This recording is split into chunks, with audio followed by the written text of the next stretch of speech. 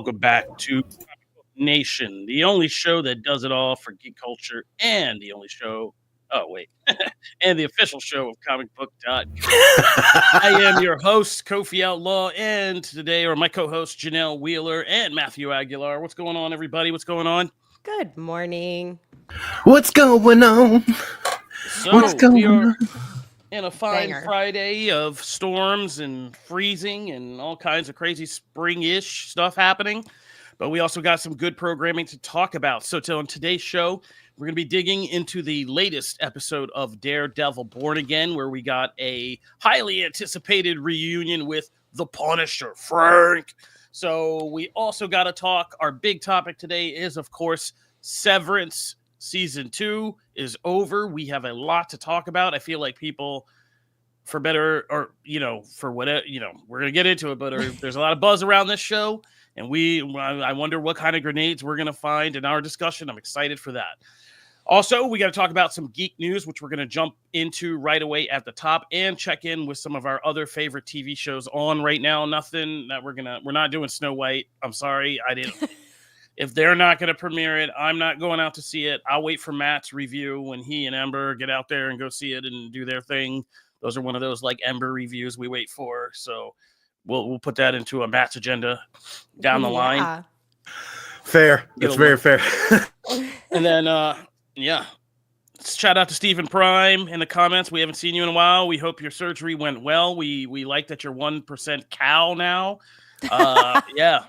Many of us are either part cybernetic, part hybrid animal, or stitched together just trying to get through the day these days. So, welcome to the club. One of us. Live show is such a vibe. One of us. All right. So, we're also going to be talking about some comics. We're going to be taking a deep dip. I didn't realize I even forgot one because we're so backed up, but we're going deep into DC's Absolute Universe today. So, strap in for that. Let's get to everything. All right, Nice. Right up at the top, geek news. Let's knock it out. Janelle, what's our first item of the day? So I did kind of touch on this, I think it was last week, but let's just keep getting into it. Sadie Sink has been rumored to be several different characters in the new Spider-Man, not Superman movie. Goodness, Janelle. Last week I kept saying Superman. I'm so sorry. This is really interesting to me. At first, I didn't really understand. I wasn't really into it. But there have been quite a few different things rolling around and kind of tied to her name. They're calling it a mysterious role. One of them, I just saw this article. Forgive me. I don't know if that's what they're saying, but they keep mentioning Black Cat. And if you know me, you know that I'm a really big fan of Black Cat. If I could play anything, any character in the MCU, that's the one that I would want to be. And I actually don't really see her in the role as Black Cat. I mean, I know it's just a hair color situation, but I'm not super into that vibe personally.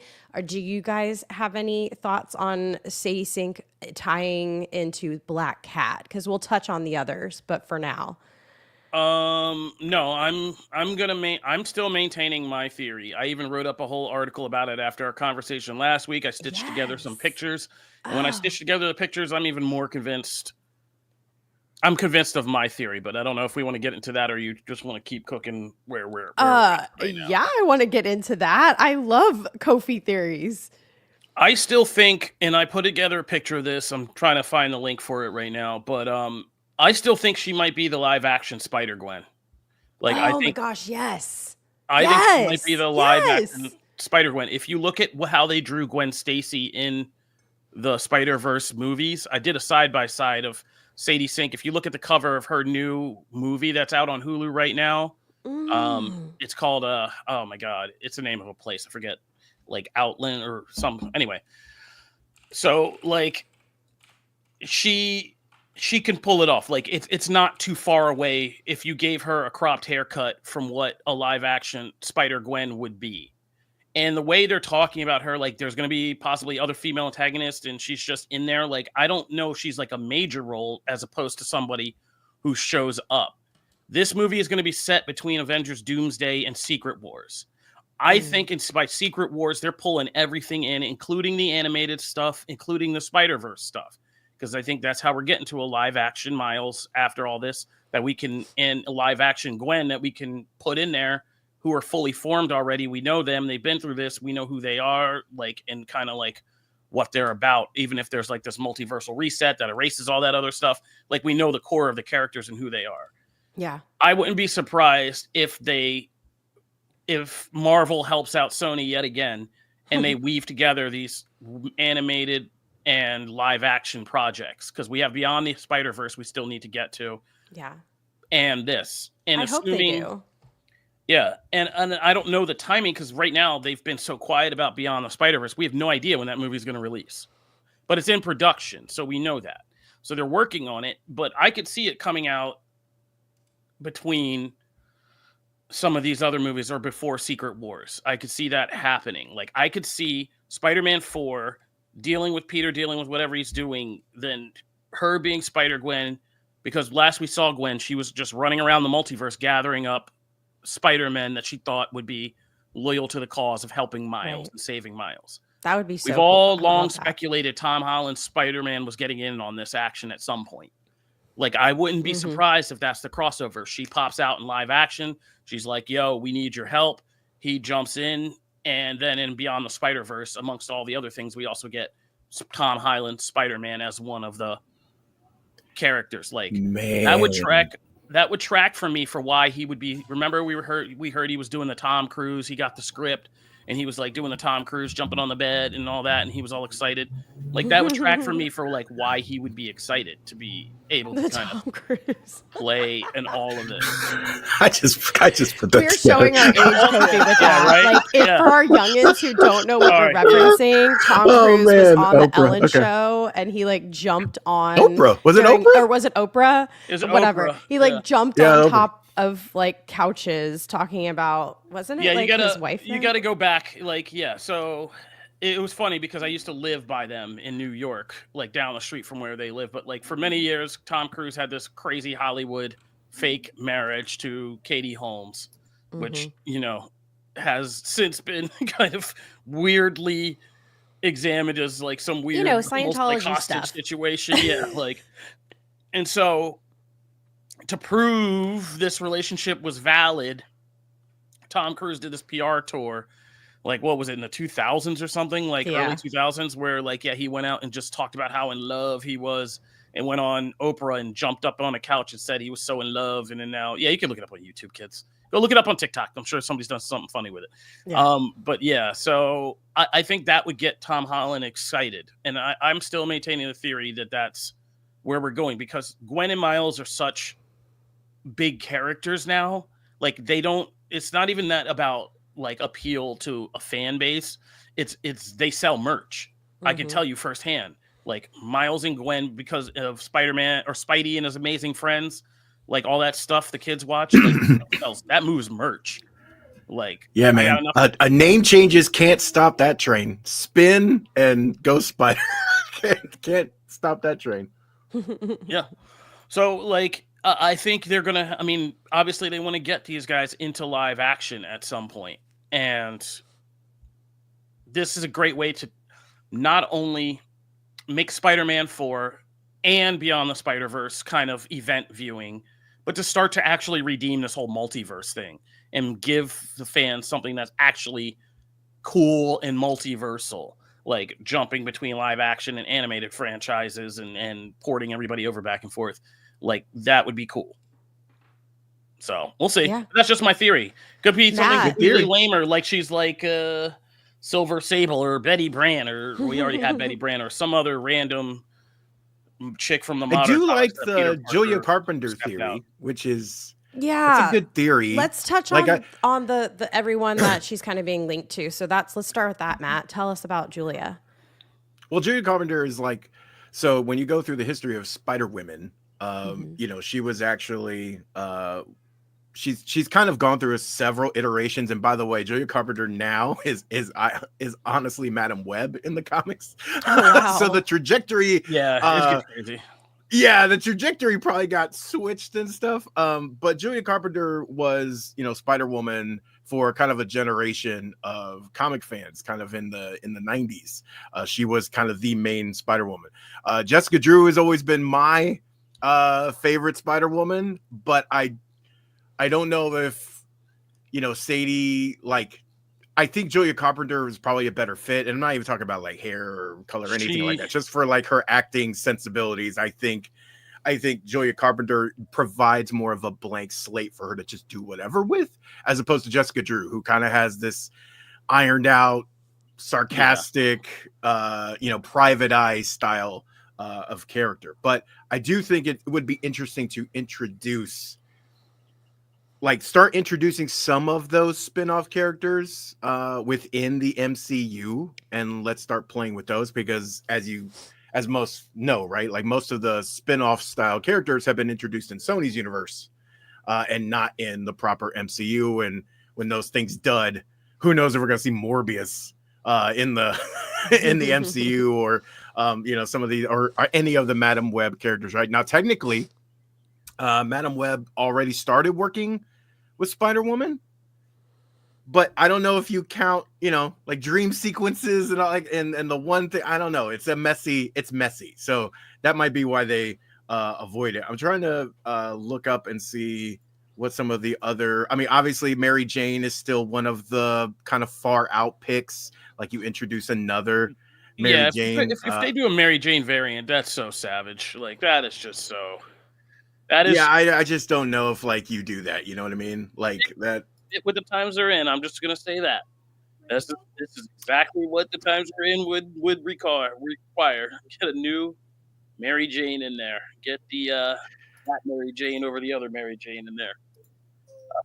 And then one of the other picks is Jean Grey, because people are dipping into the X-Men side of things. I think that stems mostly from the hair.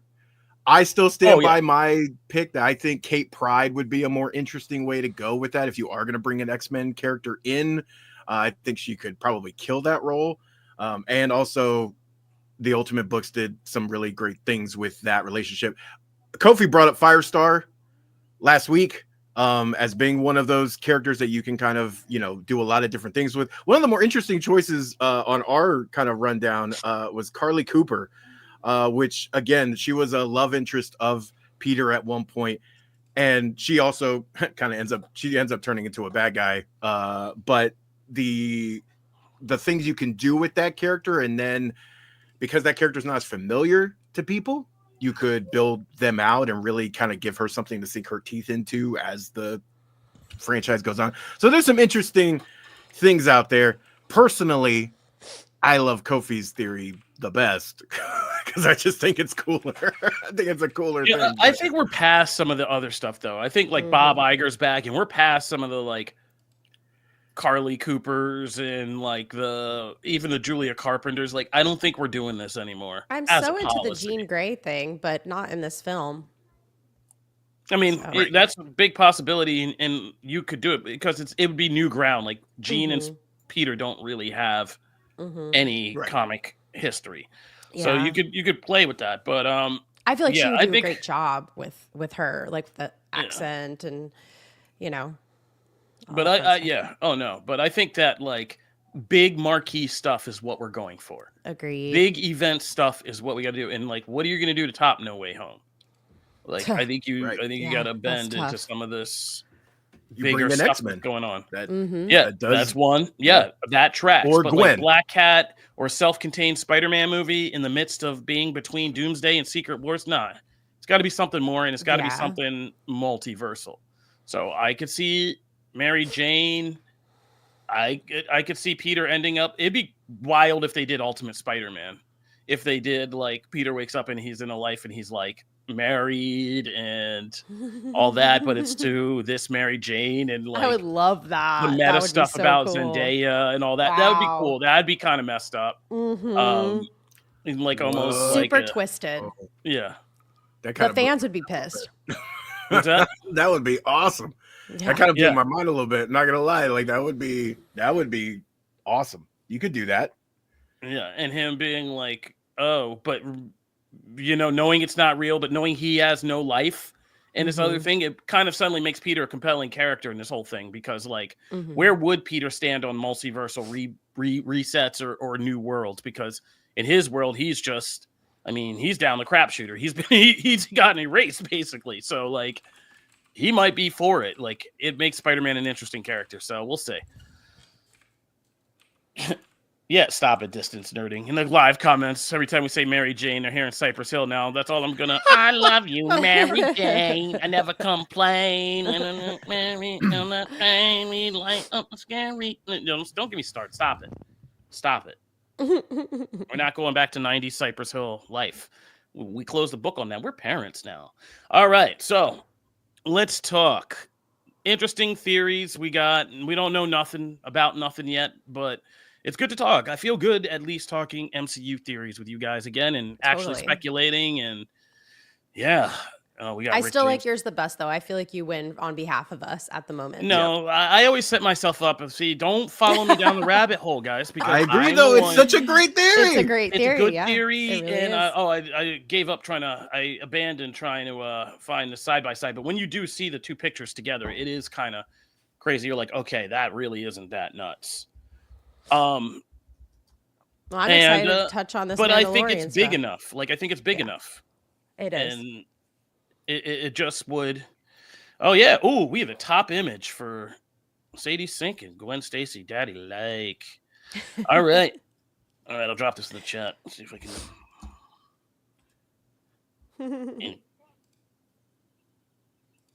Yeah, that's my little image I made. Oh, they're so cute. Yeah. Wow. She does look like even her. The nose, lips, right? Oh, like, am I crazy? Goodness. Yes.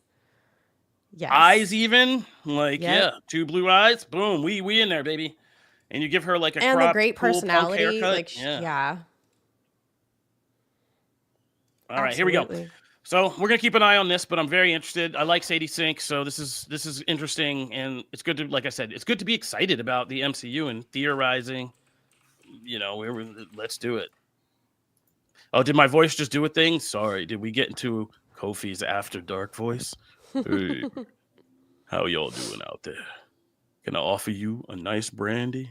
No, let's go. All right, Mandalorian and Grogu, Star Wars. So, oof, yeah, this one's a little less on the positive side. So, there's reports out there, and there's been kind of growing reports using the metric of, you know, when films are made, they got to file permits. It's a whole kind of administrative legal thing.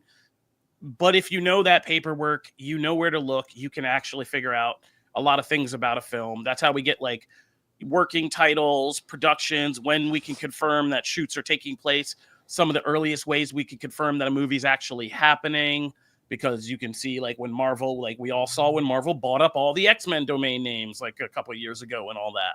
And it was like, oh, okay, well, you know, that's a thing.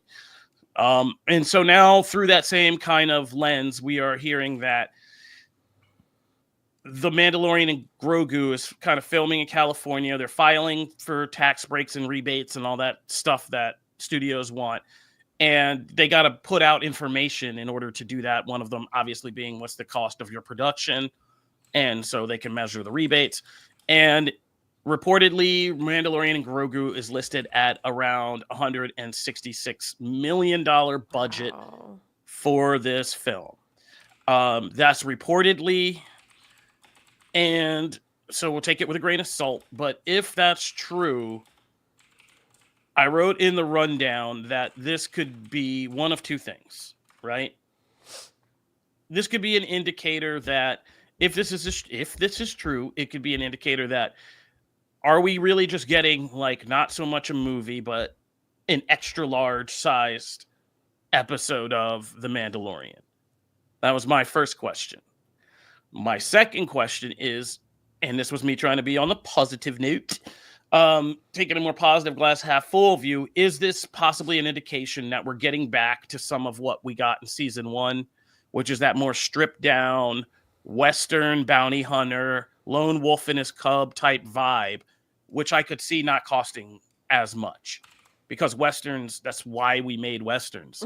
They're actually not too expensive to make. So what do you guys think about this? Well, Matt, because he looks like he has the most uncertainty in his eyes. Well, so I mean, there's so much we don't know about what this is, that like it's, I mean, obviously it's hard to make a judgment either way. I do think so. When I read this report, it is interesting just from this point of view. When I read this report, I took that as a positive.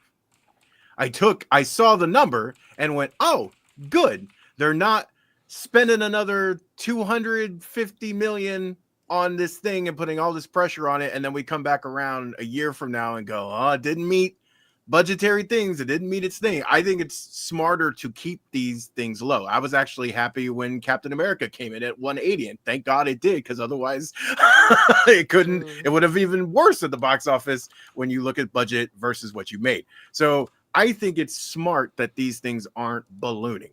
So when I saw that initially, I thought that was a positive thing.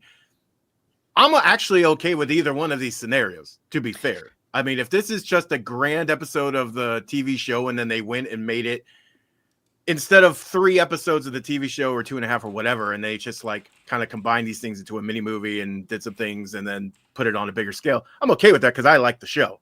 So I'm okay with that. If it's just scaled down, you're also talking to someone who, when we talked about past seasons, season 3 and season 2, I very much enjoy these seasons compared to some others, right? That like have a lot of issues with like season 2 and season 3. So I'm okay with it stripping things down and going to a more kind of Western, season 1 approach, but I don't necessarily need that to make this movie good. I'm conflicted, obviously, as it sounds, but I'm conflicted in like all the ways that probably some aren't. Is the best way to say that. As we're having this discussion, I heard myself talking, and then I realized I think I'm just losing the scale of things. Like 166 million is actually still pretty. It's not like had to reassess. 10 million, right? Yeah, it's not, or it's not even like a 60 to 70 million genre B movie, right? That's like an action B movie cost you like 60 million. Like a John Wick cost you anywhere from 40 to 60 million to make, right? So yeah, we are losing scale a little bit here. I guess I'm just so used to seeing 200 million price tags on everything, and even higher for Star Wars films, that it is crazy comparatively. But yeah, I get it. Like, this is more of a centralized characters. Even if we're just doing seasons, even if there's a big battle involved in this, that'll probably be the bulk of that money, is like on some big final battle. But most of the movie I could see just like Din and Grogu going point A to point B to point C to point, tracking or investigating or doing whatever, or just interacting in scenes with just a couple other people. Maybe big cantina scene or something where we can get a little more extravagant, where we can flesh that kind of stuff out, instead of on TV where we got to like give you one shot of the cantina and be like, okay, right, that's all you get. It's a cantina, like, so I can see it. And I think we got to keep that in scale. And I'm with you. Like, I think Star Wars and a lot of these other franchises need to crack the code on how to get back to that more modest budget film, because we've moved into this extreme. Like, we got to take these blockbuster swings all the time. But I think something like this for Star Wars and for Marvel, things like the special presentations, like just cranking out like one budget for like a one snapshot special event experience that you can play with and experiment with. Like, I think we do need to crack the code on getting back to that, because it's important. We can't keep, just like you said, just risking it all on these massive 200 plus swings and then being like, oh, now we got to go change everything when it doesn't work. And then it's just like, and then risking it all on another big 200 swing and be like, that didn't work either. Now we got to go back to the original thing. Like, we can. Because then we get into our next topic. Oh God, that's was good. Segue that champ, was a good baby. Combo breaker. All right, so Matt, that is a good segue into our next subject. A movie that they thought they were going to throw away. But the journey of this movie needs its own documentary. Like, whenever this thing finally lands and gets on a screen, and we were talking about Coyote versus Acme, by the way. I'm this stoked movie about is this just still. This has been Bugs Bunny a wild journey. Yeah, like we gotta to narrate it. The behind the scenes is as compelling as the movie will be. Oh yeah. Oh yeah. It's interesting. So yeah, Coyote versus Acme was initially caught up in David Zaslav's, hey, we gotta tax loophole all this stuff, and we're just gonna write it off, and we need to cut debt and all this other things. Which, by the way, you know, I can't not say that parts of that didn't work because you know, recent reports have said like, hey, they're actually, you know, making profit again, and they're in a good spot as far as money goes, as far as money coming in, money leaving. So hey, there was some thought there, but it cost us a lot of things along the way, and one of them was the very well test screened Coyote versus Acme. Everyone who had actually seen this movie raved about it and said how many great things were when people were going to see it, and then it got shelved. People thought that in the initial kind of big write down it was in that mix. Evidently it was not, and they had already tried to sell it to some others, but they had a 70 million price tag on it. No one took that. But then Catch Up Entertainment comes along, who just saved another WB project, the recent Looney Tunes movie that is actually currently in theaters now, I believe, the animated one. Yep. And they've been negotiating with WB over Coyote versus Acme. Now, it's not done yet. It's not locked in, but evidently the amount is 50 million that they are going to fork over if this thing goes through. And if they do, then they will take that movie and do just like they did with Looney Tunes, and they'll go release it, and it will actually make it to theaters or to a screen. At this point, people just want to see this dang thing. They don't care where. They just want to see it. So yeah, yes, thank you, Distance. The Day the Earth Blew Up. That is in theaters now. So this is great news because a lot of people were pissed about this one because evidently it's great, including the stars of the movie who were like coming out and being like, you know, Will Forte's like on Twitter, getting pissed about this. A lot of people were mad about this because, I mean, and the premise is great, by the way, because Wile E. Coyote is essentially suing Acme because none of their products have worked to catch the Roadrunner over the years. That is the premise of the movie. Like, and John Cena is the prosecuting attorney. It's amazing. Like, that's a great premise. So yeah, we might actually see this. And somebody probably looked and was like, you know, F it. If we put out Joker 2, guys, like, we could probably do something with this. That didn't help. Come on. Yeah. The choices they made did not help, especially when that came out and just gutted. You're like, okay, so you're gonna put this courtroom drama out? Are you for real? Give me the Coyote. Give me the Coyote in this movie. Like, just have them walk into this movie and save it. Like, yeah. That was crazy. I did want to mention too, because it came up in the comments. Look, I'm still pissed about Batgirl.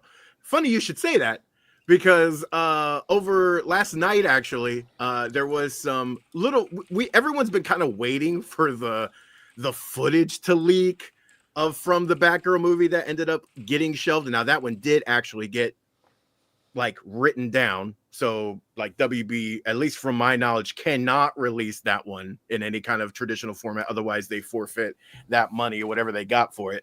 But footage from like stunt choreography and behind the scenes stuff has started to kind of make its way out. And I think it looks great. And I'm still pissed that this movie didn't get to see the light of day. And by the way, this is one of those things where we dip into like James Gunn and Peter Safran PR and interviews. We got into a big discussion on that about the Superman press day. They gotta stop talking about Batgirl, because every time they talk about this movie, they piss me off.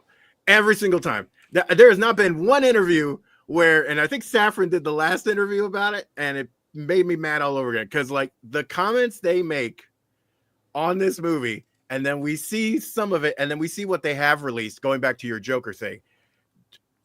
It looks bad every time. They gotta stop talking. Like, either stop talking about it completely. I know people ask, and you have to be like, yeah, we just made a decision or whatever. But don't. This is one of those things I don't want them to comment on, because they just, everything sounds bad when you look at the track list or the track record they have now with other releases, and you go, well, how did you view The Flash as, you were always going to release The Flash, but like between The Flash and Joker, you viewed those as quality projects compared to this, and you chose not to really give me a break. Like, it makes me mad. Anyway, there you go. But you should go out and find the footage, because it's on online, it's on social media, it's all over the place. But like, it's good. I'm mad. There you go. That's the rundown for me. I mean, yeah, I saw they snatched it. It's not on our site because WB came and snatched the footage off because they're probably pissed because they do. I mean, it is funny. This is a standoff for them because if any of that stuff leaks, they lose all rights to that tax write-off. I wrote about this extensively. Like the stipulation of that is they have to annihilate any trace of this movie's existence ever. It can never be shown. It can never generate hype. It can never generate profit. If they do, then tax write-off goes back. They got to give the tax money back. They got to give that write-off money back because that's an active movie now. So this was a good little loophole by showing not the movie, but the stunt choreography behind it. That's a nice little, I love a good shady loophole. Oh, man. Yeah, people think they're so good. I'm smart, and then you just like, whoop, loophole. Get mad, stay mad. You can close it, but you can close it after me, after I get mine. That's when you can close that loophole. Oh, man, love a good loophole. Anyway, so this was a good one, but they probably had the alarm bells going off in WB because, they can't have no hype about this. They probably need to take them aside and be like, yo, stop talking about this before you blow this whole tax write-off thing. But yeah, we deserve that movie. We did. Even if it was just, they said, we're just putting it out here. It's its own thing, but enjoy. Like, we should have seen it, man. Like, that was crazy. So, all right, that's geek news. We're going to take a break. When we come back, it's time to jump into TV land. I swear to God, we'll get back to movies one day. It's hard right now to be behind the scenes honest. They've canceled pretty much every screening of every movie here in Nashville. We have nothing. Like, we don't get to see nothing right now. I'd have to run out all day and go see these movies. I'm just not doing that. Sorry, guys. All right, let's take a break.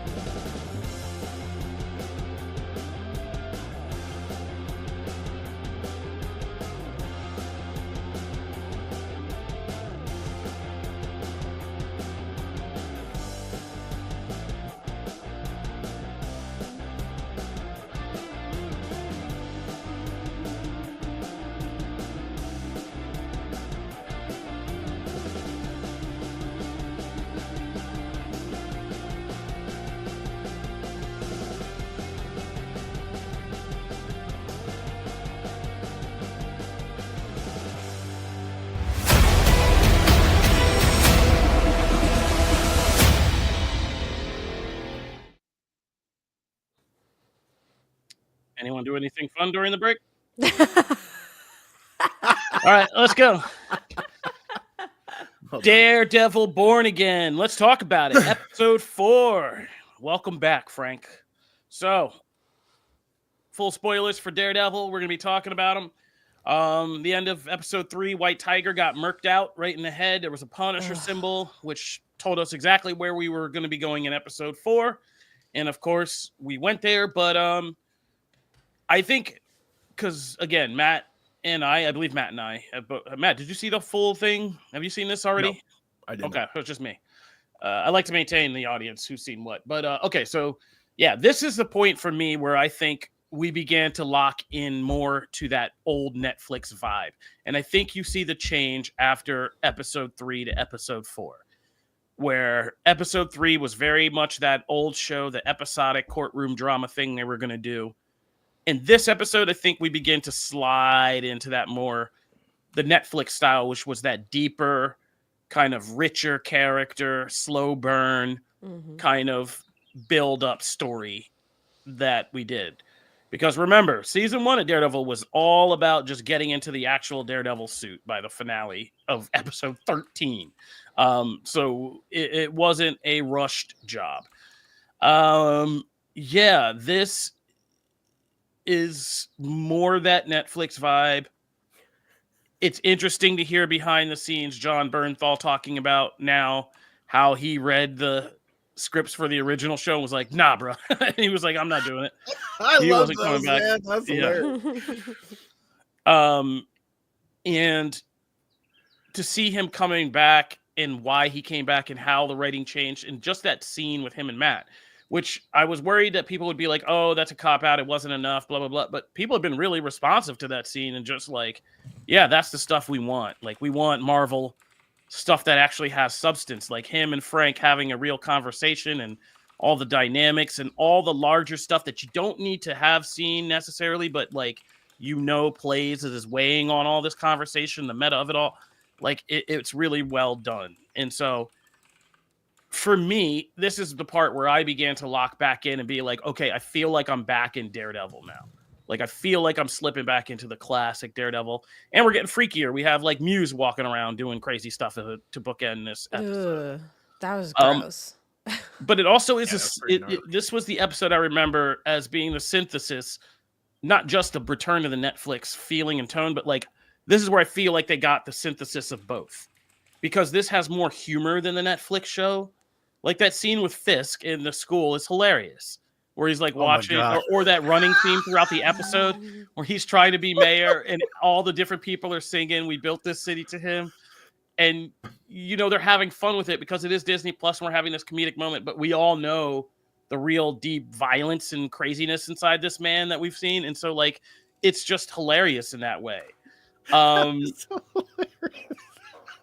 so, like, and I don't think the old Netflix show would have done something like that, right? Like, exactly. So, like, we're beginning to get into the rhythm of what it is to have Netflix's Daredevil, but in the MCU. And I feel like this is the beginning of that. I will say I know, because I think next week we get 2 episodes released, and I know why, but we'll get to that next week. But this was that's cool. Yeah. But that was me. What was you guys' take? Janelle, what'd you think? Oh, dude, I love this so much. I obviously am like a big fan of Kingpin and Vincent D'Onofrio playing Kingpin. All of the little like intricacies, like the fiddling with his fingers, like he's always like fiddling. And then the way that he is just like awkwardly sitting in front of the class singing to him, "We built this city." And I just feel like they're building so much tension with him, because he is I feel like he's a tea kettle, just like sitting on like the burner, about to explode and rage, like him sitting in that classroom and he's just like, I'm going to kill someone. And then when he's like sitting in the therapy sessions, I'm just like waiting for something terrible to happen. Like, I just cannot wait to see where he goes. And like, I'm actually really happy with the slow play of his, I guess, villainous side, because I truly do feel that it seems like, oh, he's a good guy. He's trying to help the city and make it a better place. And he's understanding as a husband with the affair, and he's going to therapy. Like, they're painting him in such a way that makes him seem not like Kingpin. So that's what I'm most excited for the rest of the season, is to see what happens with him. Specifically, who is this guy at the end? The freaky mask dude? Because he's scaring the crap out of me. Dude, he's scaring me more than Kingpin, more than Fisk. So, like, that's so creepy. The big reveal of, like, the dungeon scene at the end is wild. Charlie Cox, I just feel like he's in such a freaking groove. He has not missed a beat. He is just right back to this amazing portrayal of Daredevil. No one else can play this ever.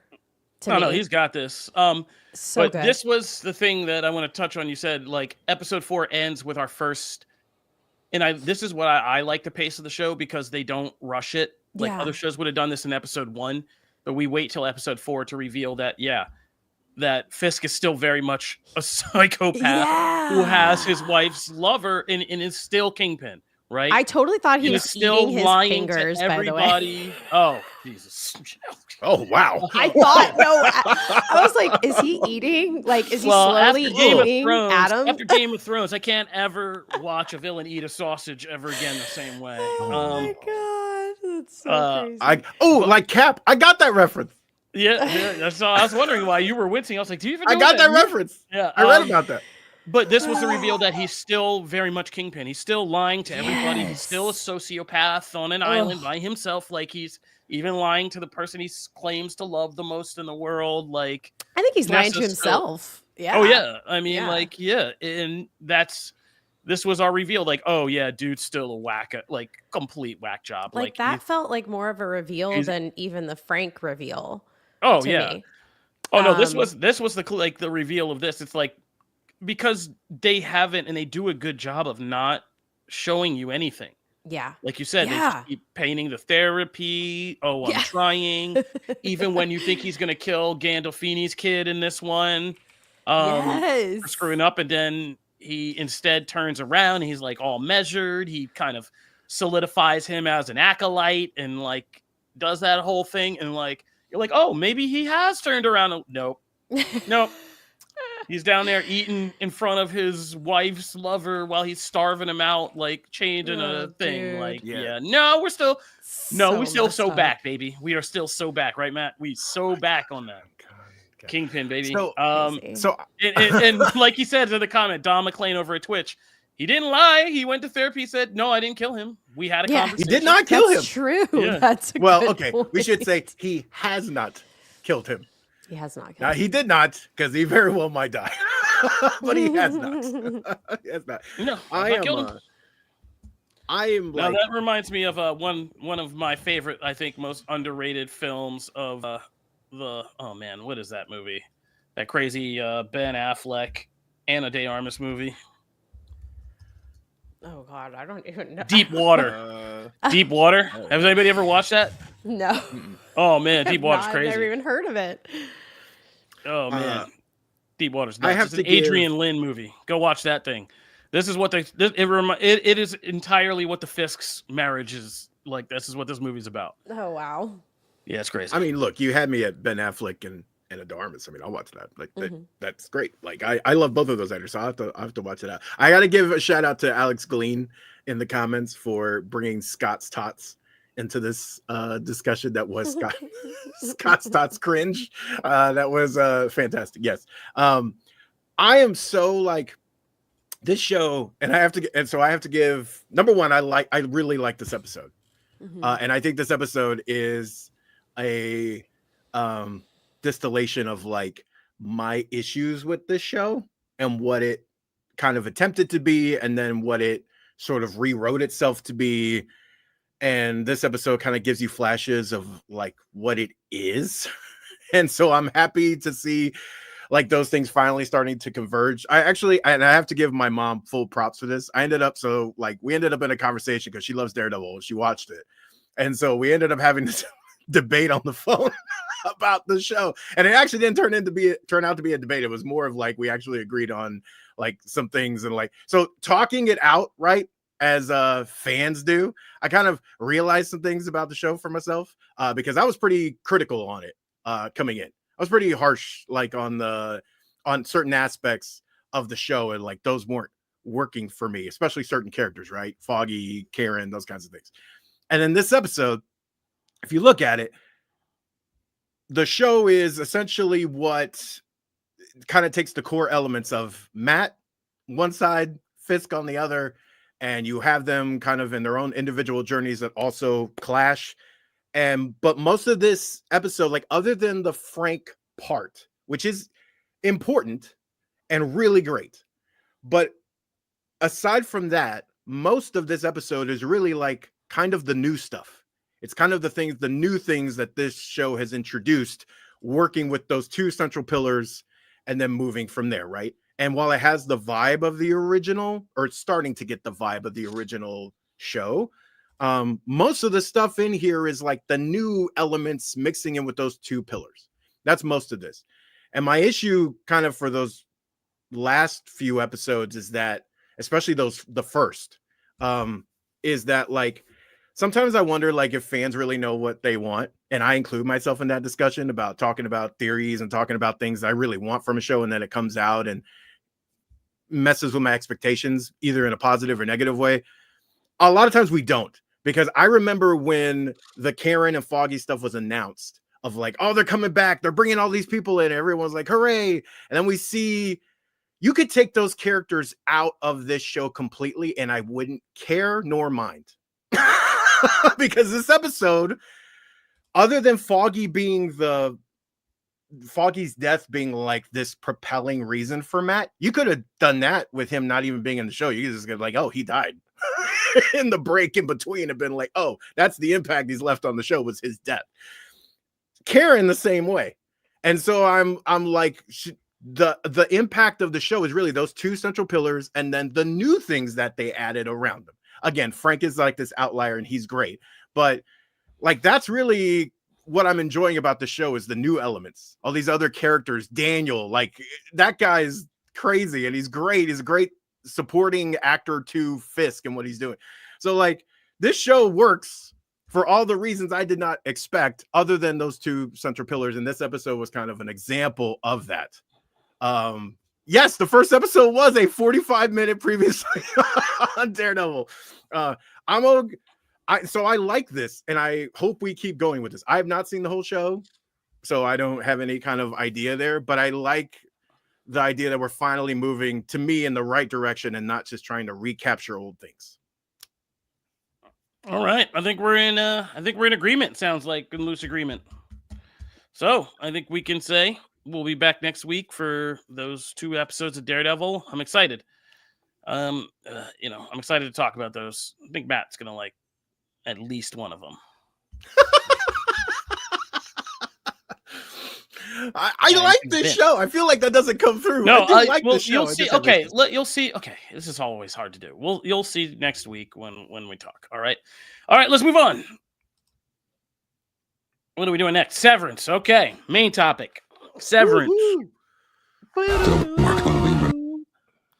So, Severance season 2 finale is out, and we're gonna be getting into some spoilers, guys. I know at this point, like some of you may not have watched this yet. It's still fresh off the thing, but we got to get into it because, man, there's a lot of buzz around Severance season 2, and whether it landed the plane or whether it delivered what it was supposed to do or not, or a lot of people saying this spiraled off into too weird for my blood. So we're going to see how we feel, and I'm interested. First, let's just unpack the finale. Yeah, I have Spider Pig. My kids have been camping for a while, so yes, I have all kinds of stuff up here. I have Spider Pig. I have all kinds of other stuff. Spider Ham.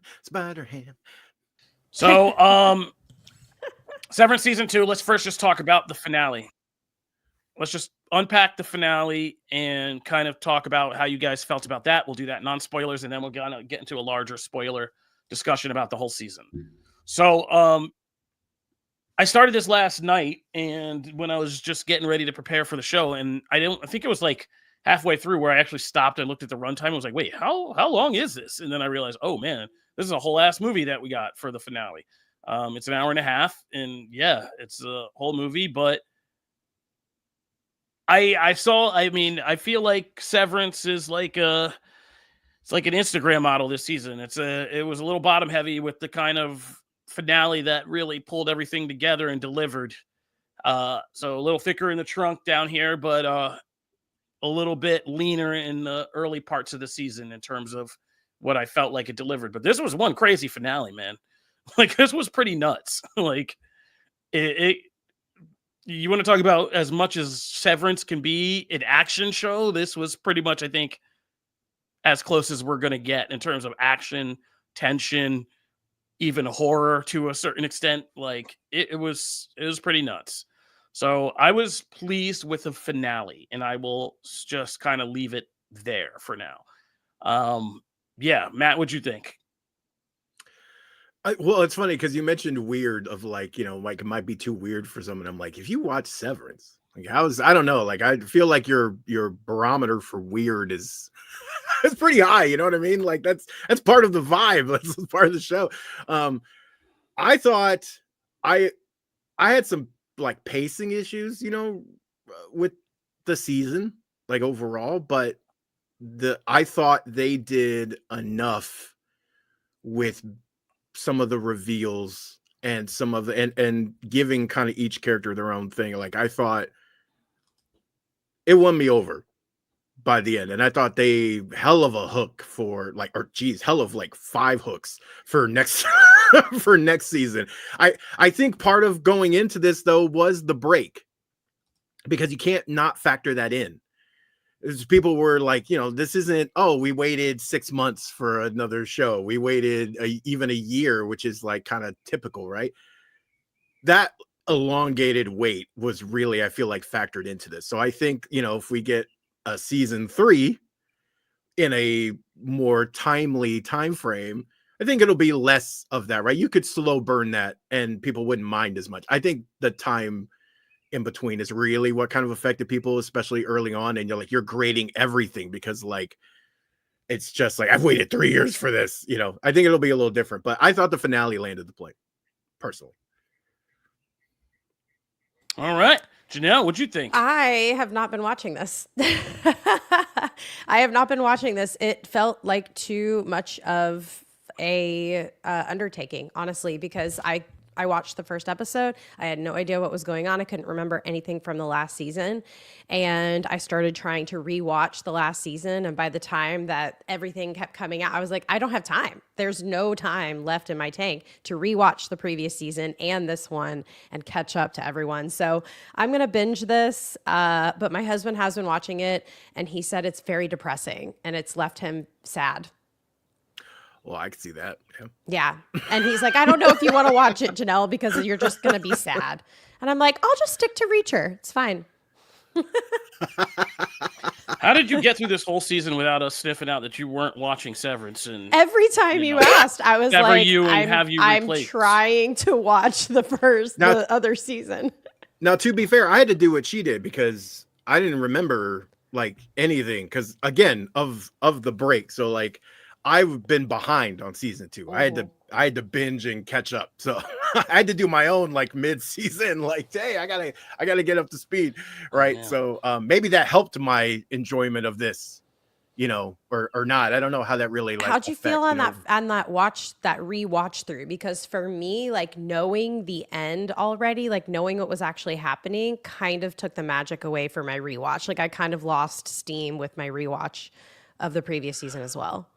I didn't mind it. You didn't mind it? Okay. And because I was looking for those like things that like recontextualize, you know, now that I know this information, you're looking for other things. Also, I had forgotten so much about what happened during the, like, I have a very like, look, we watch a lot of things, read a lot of things or whatever, but I've just know this about myself. If I'm away from something for any real period of time, I will forget much of the like intricacies of it until I go back and watch it and go, oh, that's right. Yeah. Like it all comes roaring back. But like, that's why I'm never like someone who can like quote a colorist for you on issue 66 of a book. Like that's not my brain. Like it doesn't work like that. Yeah. I can give you like the overview and whatever, and the moments that hit me in the heart about an issue, but I can't, like, if you're asking me like, hey, what happened on panel 7 of a thing? I'm like, I don't know. Like, I got to go back and reread it. Like, I got to go look and see what that happens.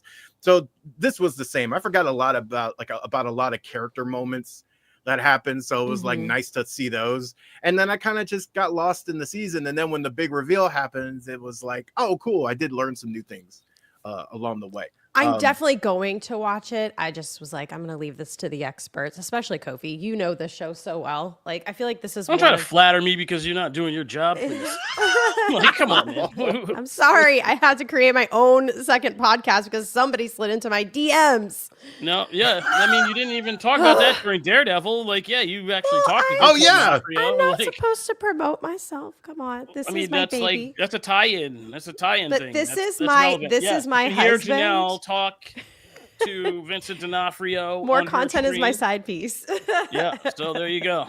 I have a podcast out, and I did get to interview Vincent D'Onofrio. This is all interesting, but But we are going to have him on this show too because he agreed. So stay tuned. Yeah. This is all great, but for actual Severance talk, like for the actual show. Okay, let's do this. So I also rewatched it, and I also, Matt, like I'm with you. Like I thought it was better when it was more than just a mystery show, because I began to get into focus about what the show is about. And we talked about this when season 2 started, because I had just done the rewatch and went right into season 2. And when you rewatch it and you know everything, you begin to realize more and more that this show is about our internal conflicts with ourselves. It's how we compartmentalize our lives and almost these insane ways to separate ourselves from ourselves and to kind of become these almost different people, like when we're out in public or at work versus who we are at home and all of that stuff. And so that's what the show is about. I thought season 2 had pacing problems too. I really did. I thought some episodes I got to and I was just like, what the F are we doing? Is this a whole episode? Like the Harmony Corbell episode, I didn't need. Like I didn't need to some weird Twin Peaksy trip through Harmony Corbell's family life. Like that's not an entire episode investment that I needed. That's just a waste of an episode to me. Just to find out one key piece of information. Oh, yeah. You know, I'm not going to spoil it here for the people who haven't seen, but like, okay, cool. And it wasn't even that relevant to anything. And in the end, was Harmony Corbell that relevant to anything that I needed an entire episode about that? No. You could have told me that in a monologue and see White Lotus this week. You could have told me that in a monologue and I would have been just as fine. Oh, God. Right? Yeah, we got to talk about White Lotus. Man. White Lotus. Now, I am watching that. I am another watching show that people... Oh, you got time for White Lotus, huh? Oh, yeah. Show that people are boring. I didn't have to rewatch the whole previous season. That's fair. to get That's also fair. Same with Reacher. Same with Invincible. Like, oh, God. Could you imagine if we had to have actual jobs? Like, actual jobs where like your TPS report had to be done and you had to do the whole inventory. It'd be nuts. But yes, so White Lotus got crazy with a monologue and showed you how much you can convey in just one monologue between Walton Goggins and Sam Rockwell. Yeah, one of the craziest scenes of the year, probably in the running for scene of the year already. Walton Goggins just doing a masterclass of reactionary acting. To all the memes that have been born of that already. It's nuts. Yeah, out of that was amazing. That was really amazing. So yeah, you could have done that, and it is kind of, I think White Lotus and Severance are an interesting comparison because I think people are missing the points of both in a little bit of ways, but they're both being kind of called slower and kind of fallen off from their previous seasons this year. But I don't see that at all for either, actually. I think both are thematically pretty strong this season. Like, while Severance had pacing issues, I think the theme of this season was very strong, which is, you know, at war with ourselves became this idyllic hope of kind of unification of self, but ended in a total civil war of self. Which is the more realistic thing for where we are right now, I think. And like this whole idea, and now the show's more fascinating to me. The idea of these characters actually being at war with themselves, and each one of them is now. Like, well, we've already had one casualty, but the remaining people are literally quite at war with themselves, like now. And that is far more interesting to me.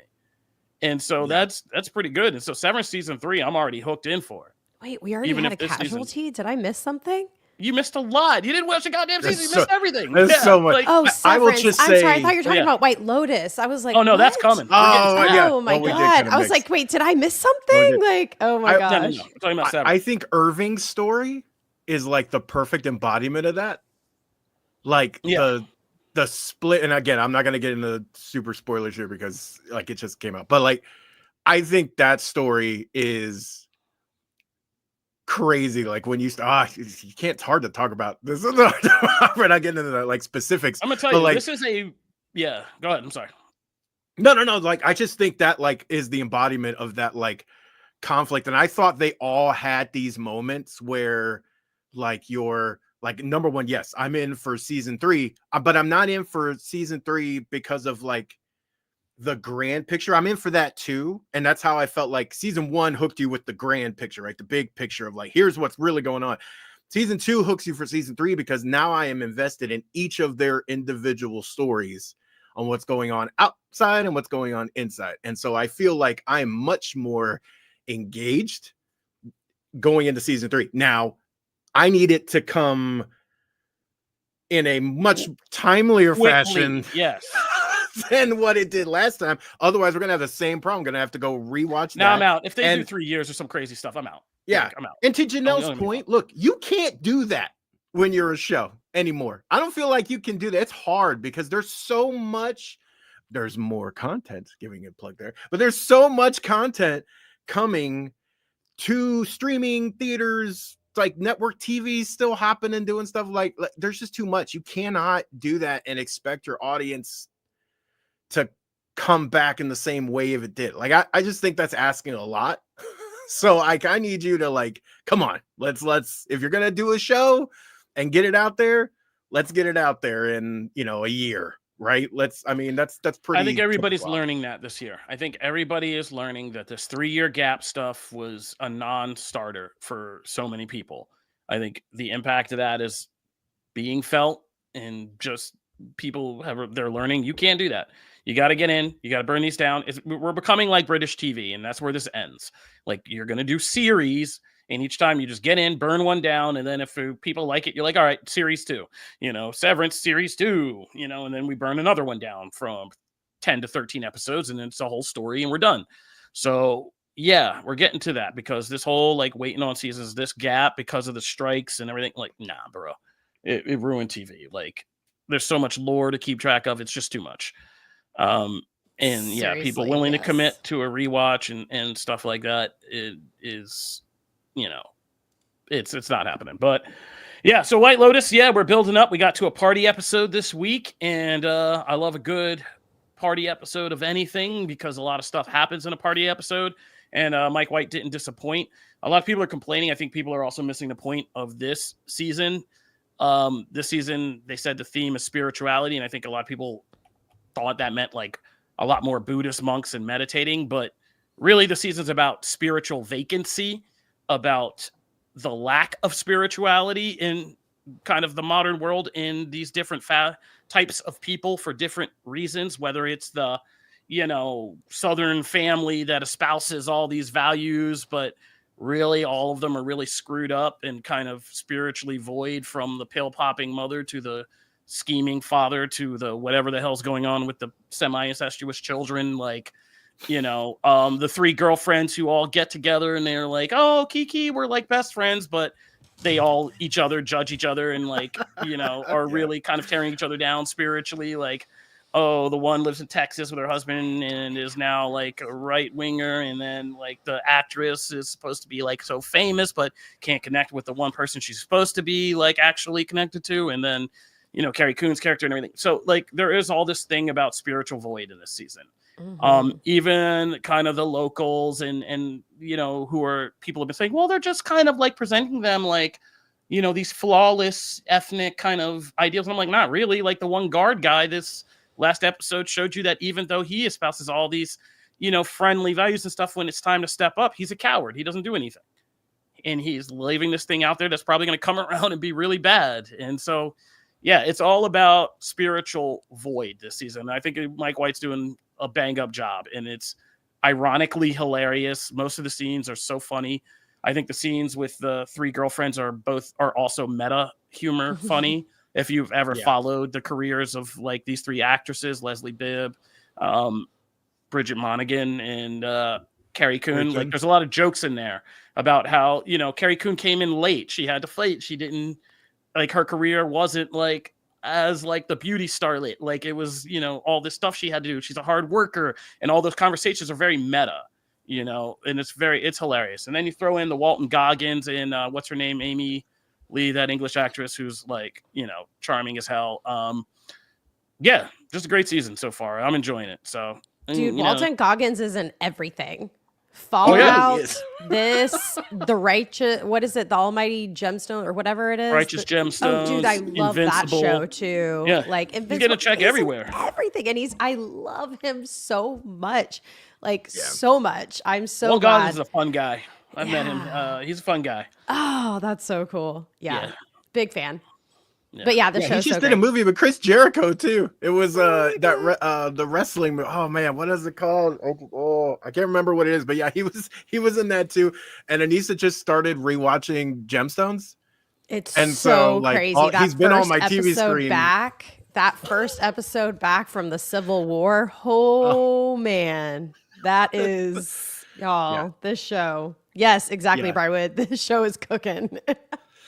It's so good. So yeah, no, I love this episode. I'm really enjoying the season overall. But that, I mean, look, that monologue was there was, I don't know, it's gonna be so hard to not have that in the discussion of like best scenes of the year, like you said, because there's just so much, and it's all from Walter's, it's all from Goggins' face.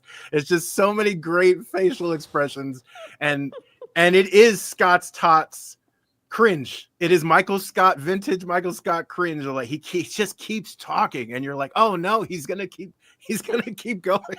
It gets wronger as he talks. It's so good. Great. I mean, have you ever had one of those conversations with somebody, like a friend or something, who just starts Yes. opening it up and then it just keeps going and Yeah. going? But that's the magic of that scene. But it's your friend, and you're trying to hold it together, and you're like, this moment in my head. yeah, my oh God. man, like, yeah, like, And it has never been the same friendship since.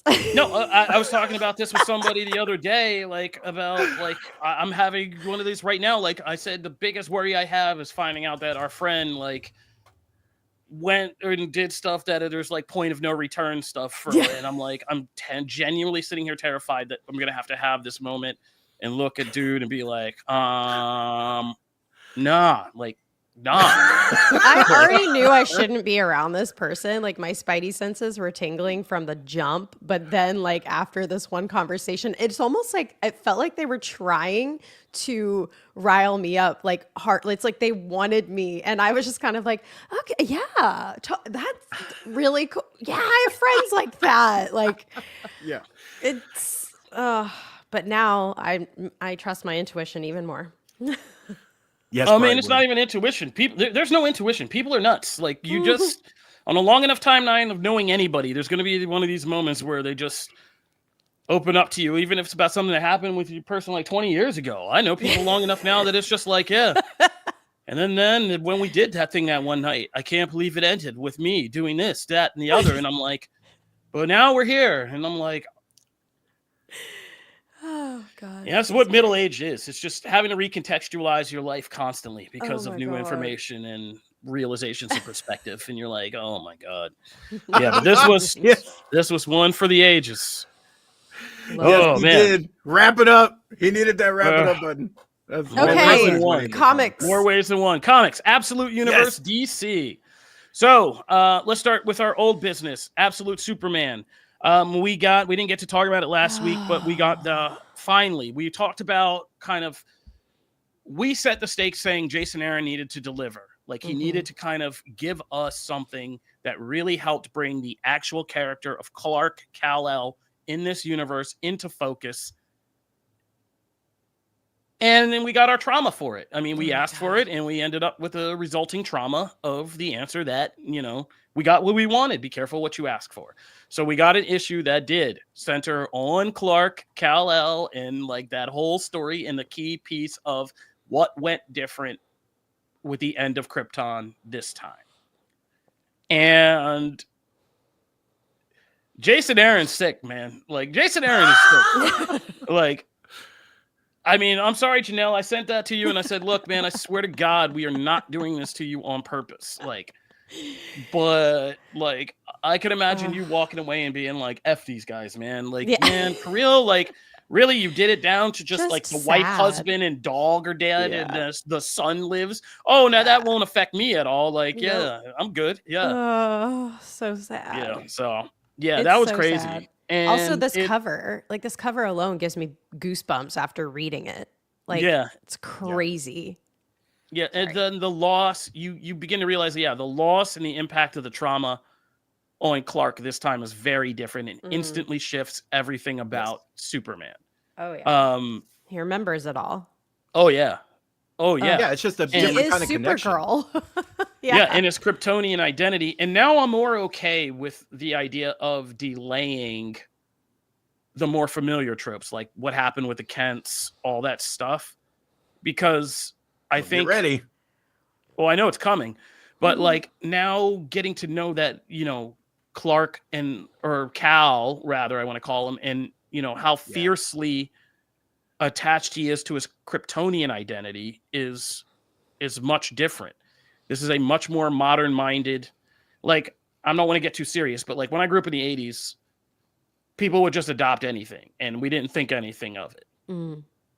Now in modern times, we think about that a lot more. Like there's a lot more. If you're going to adopt somebody of a different culture or something, like what does that mean? What do you need to do? And like, what's your responsibility as the adoptive family to not just try to make them assimilate, but to honor their culture, retain that part of our identity to an extent while integrating them into your family and your culture and your life. Like these are much things we think about a lot more today than just, you know, I just lost somebody in my life recently, not to get too heavy or serious, who was a fellow writer that I met in school who was from a different culture, adopted, you know, by a family and struggled with that. And the resulting weight of that got to him eventually. And really was too much. So this kind of book and this kind of what they're doing actually does resonate with me about finding out how not just Superman, how he isn't this ideal person who goes to somebody else's world and is like, forget everything about me, I'm all about your world, but like how he reconciles and why he's helping this world is now much more compelling to me. And it's in that psychology of Superman we haven't had to dig into maybe ever, if I'm thinking about it. Like, yeah, we just assume he's just like, we're great, America's great, I'm gonna help it. But now it's just like we actually have to have a psychology for why this guy from this other planet who has his own culture that he loved is going to come and help these people. And so that's compelling to me, man. That's the key point, I think, is that he loved it.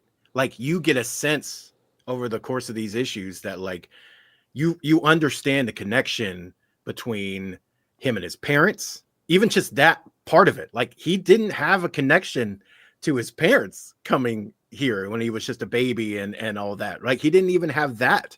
You take that and those formative years and by the way, a great relationship with them too. It wasn't even, you know, that it was like, oh, I didn't like them or whatever. Like he had a really like nurturing relationship with them. And then his world too. He loved his world. He loved the people in it. And like that whole scene is heartbreaking, right? Like I love that, but I love that they added those flourishes of like, last time it was really, you know, they could only get him off the planet. This time they had this plan to get as many as they could off. And so it's not even just, you're even dealing with just the loss of the planet like before and his parents, but you're dealing with the loss of all these other, like there's so much they add to it. We talked to, I got to talk to Jason Aaron about the book, and you can go to the site and find our interview, but like he talked about as he was kind of writing this, like he was sad to say goodbye to it in issue 5. Like he knew that like he was building up to it and he was sad because it had, he even said something along the lines of, you know, I could have looking at it, I kind of got to the point where I was kind of, okay, I could do a whole 12 issues just on Krypton. I don't like it was kind of over time, like I could just stay here, you know, there's so much I could jump into and dive into. I was kind of sad to say goodbye to it at issue 5, and where we see it end, and again recontextualizes everything about Smallville, is like when he's like, I gotta touch base, I gotta go back to like where my, like I need a kind of a center, and that's where you see that coming. Like there's just so much that is getting added to the Superman mythology in this series that I just cannot, you know, say enough great things about it. But I was very excited to hear what Janelle thought. Oh yeah, Janelle, I want to say I know we're in the red zone for when you got to depart. So why don't you just go ahead and tell us everything you think about these books? Well, okay. So Absolute Superman, I know we've ranked these. I don't know if we're going to rank them again. Yes. But we will. So I'll just withhold my opinion on ranking things. But this one really did shake me up. Like Superman really shook me up. I could not get over it. I held on to it for a few days. I feel like we already covered that. Kofi apologized. Thank you. If I'm running into Flash, like seriously, I don't know what's happening. Like I'm a little confused with Absolute Flash. I read it last night and I really like it, but I'm confused. Like there are a few disjointed moments where I don't understand what's going on. I don't know if that's purposely done. I feel like it is, or if I missed something leading up to this, but the Barry Allen thing is insane. Like how the book ends is life destroying. First of all, Barry Allen in this book is hot, but like they draw him like Ken, like he's beautiful. I'm like, what is going on? I was like, this is the most beautiful man drawing I've seen in a long time. Usually it's just the women in comics. He's gorgeous in this. And then he's not so gorgeous. I'm not trying to spoil, but oh my gosh. And so I don't really know what's happening, but I am so intrigued just by the way they like ended it. I don't know who any of these other characters who are chasing Wally down. I don't know who they are.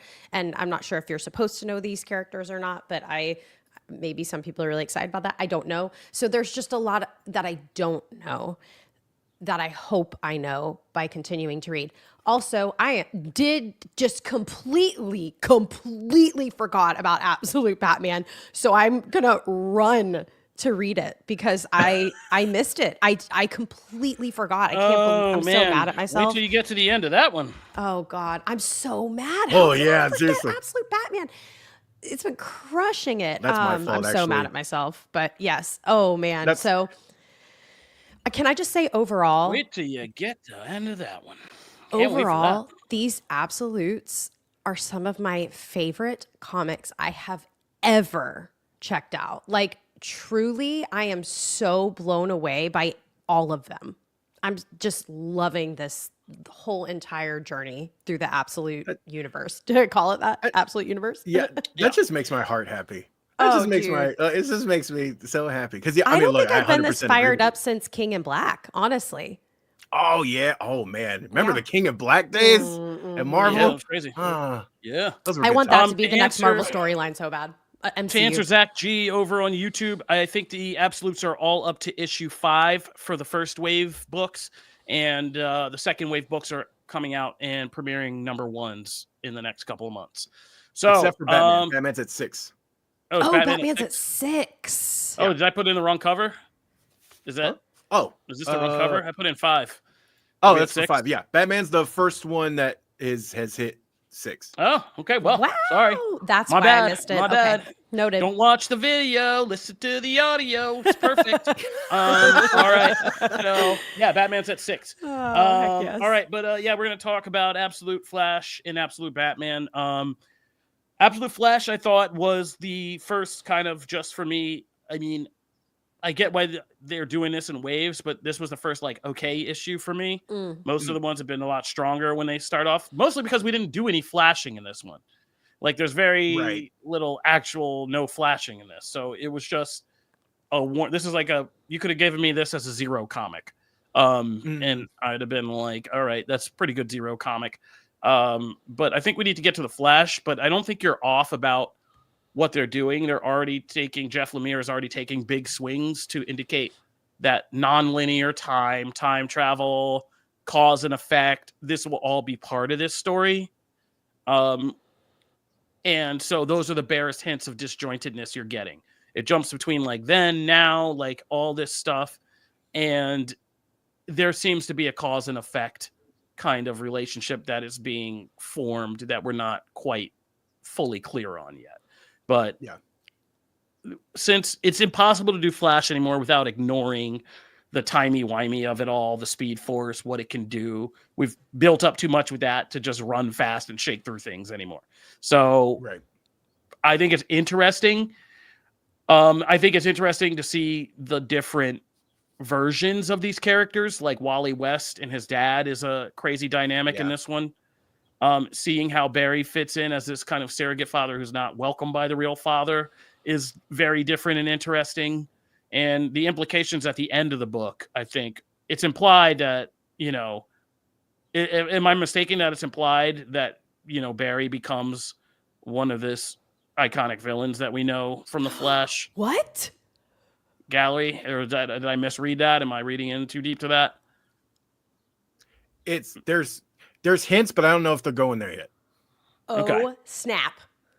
Okay. Well, we'll see where it goes from there. Yeah, it was interesting, but I got to see what they're doing with the actual flashing of it all before I kind of get yay or nay invested in this too much.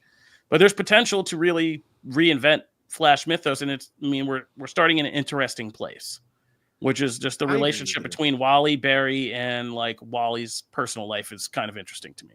And it's Wally, so I'm in. Look, that you had me at Wally. That's my favorite. He's my favorite Flash. I'm excited that we're going all in here. No pun intended there. But I will say the artwork I love the artwork in this book. Is beautiful. And the cover just kicks. But like the artwork when they start doing all of the effects of like Wally's, you know, whatever's going on with Wally, right? The Speed Force and all that stuff that has yet to kind of be explained. Those sequences look amazing. And some of the stuff like kind of in the climactic pages towards the end of like stuff that's happening looks really good. Also, and we have I believe we're gonna have something on comic book soon, or we already have it up. But I love what they've done with the rogues. Okay, Captain Cold looks freaking dope. He looks awesome. I love what we're doing with Flash's rogues, Boomerang, Mirror Master. Like we're getting little glimpses of them doing some cool stuff. But Captain Cold, I need a figure of that like ASAP. That is the coolest. No pun intended there either. Look at Captain Cold. I've seen it a long time. But I agree with you on the Zero thing, because I do think like this, I do think we could have probably used a little.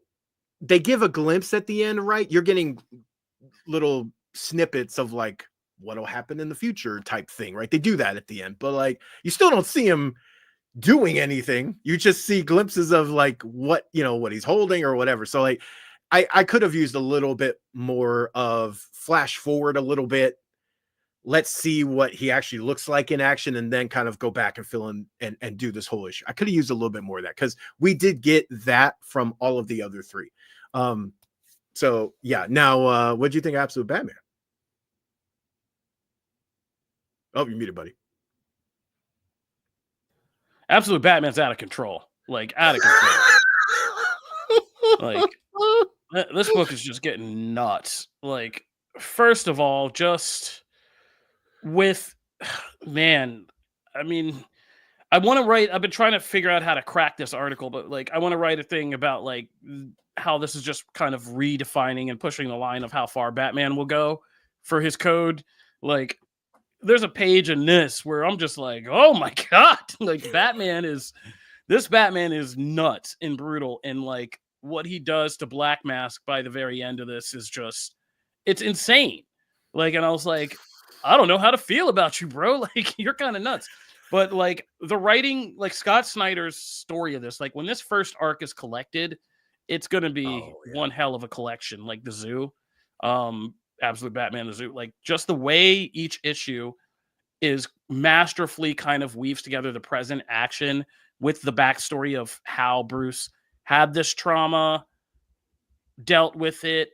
It's so much better with fleshing out like Martha and her character that we never get to see in like all these years. And it's really good. And just Scott Snyder does in this issue a lot of the things we've seen done in a lot of recent Batman runs, where the city is under siege, like everybody's fighting. It's this physical, but also this moral, ethical, kind of philosophical argument about order, decency, crime, greed, is human nature good? Is it bad?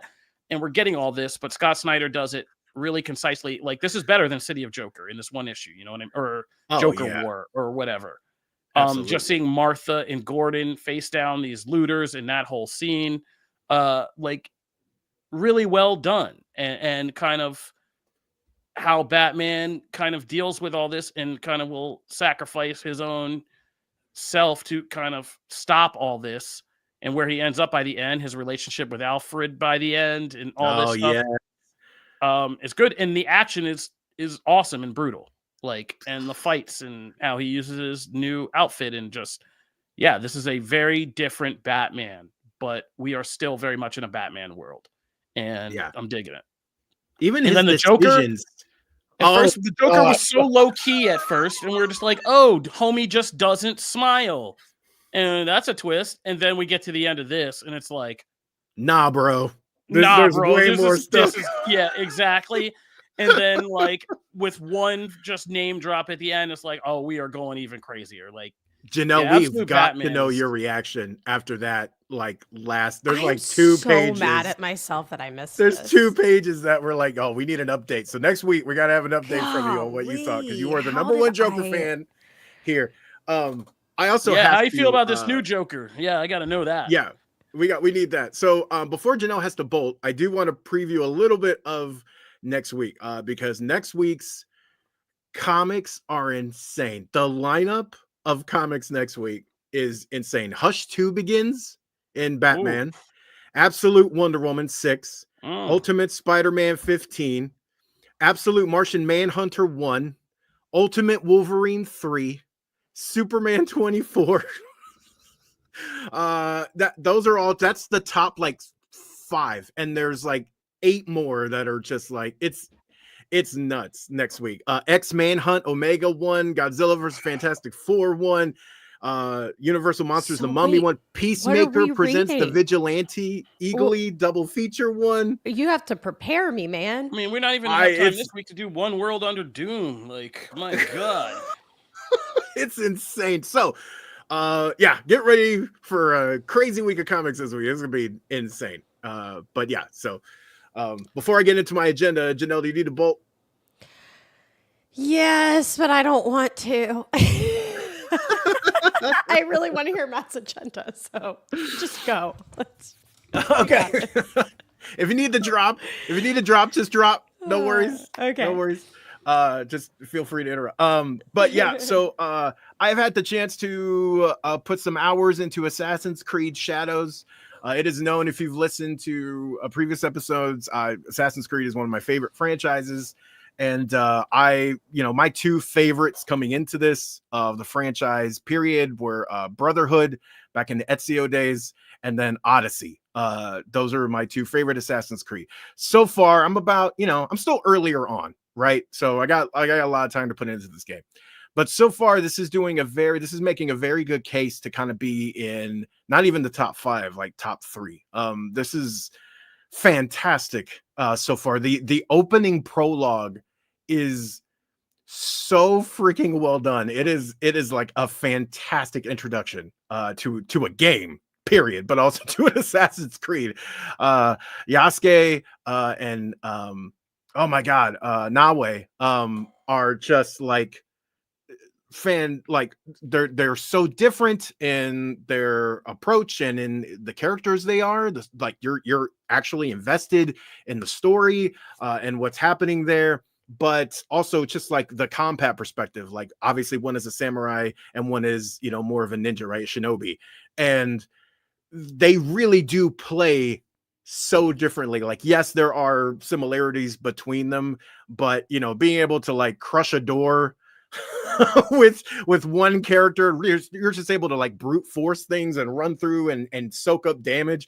And then if you get into a fight with Nawe, you and there's more than like 3, there's more than like 2 people, it gets very dangerous very quick, and you're probably going to die. Like, unless you've mastered parrying and some other things, especially early on. Like, there's a real tension to things, but the story is just so engrossing, and then the combat feels smooth. They took all the right notes from previous entries. I feel like the combat feels fluid.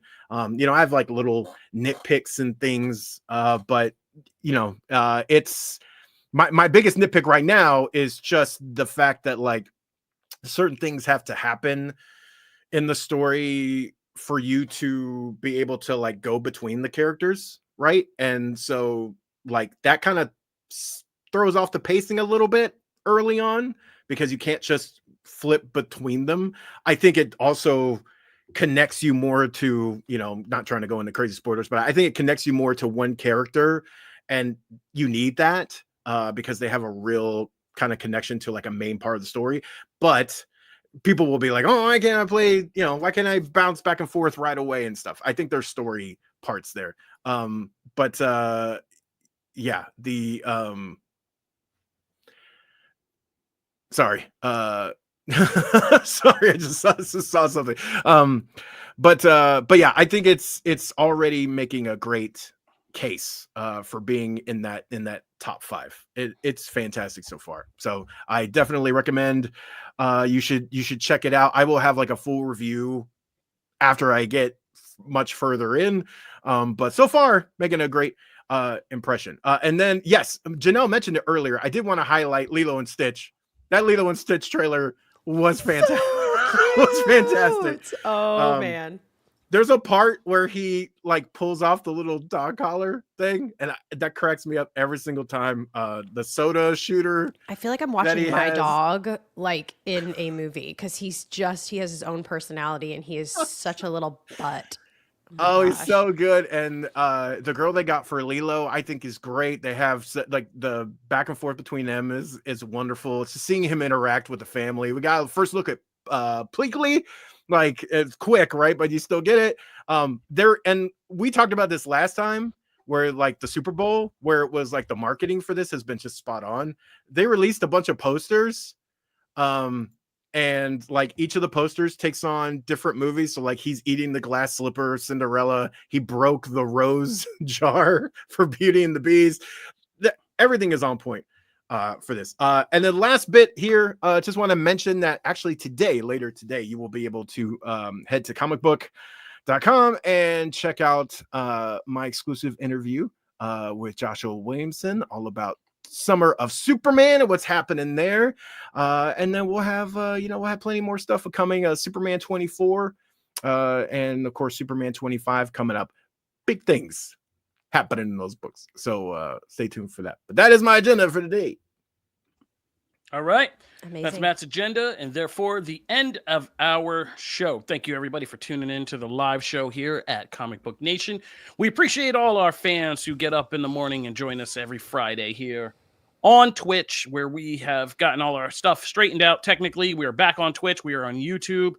And I forget, where else are we on? Where else do we do live? Facebook.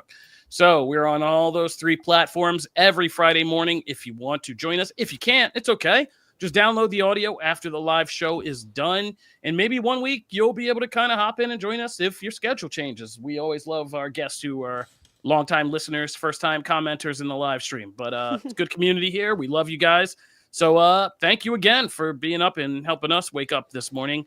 We are Comic Book Nation. You can find me and Matt's work over at comicbook.com every week, where we take a lot of these discussions and write a whole lot more about them in written form. If anybody's still reading, we also have videos. If you guys want to go to the Comic Book YouTube page and find a lot of our theories, videos, all that stuff is up there too.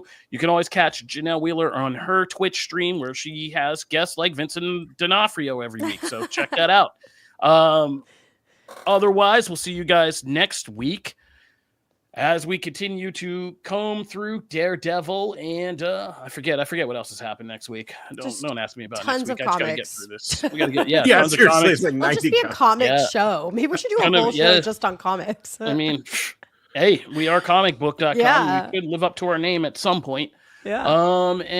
Yeah, that'll do it. So this is Comic Book Nation. Thank you, Matt and Janelle. And I'm Kofi Outlaw, your host, and I will see you guys next week. Peace. Bye, everybody. This is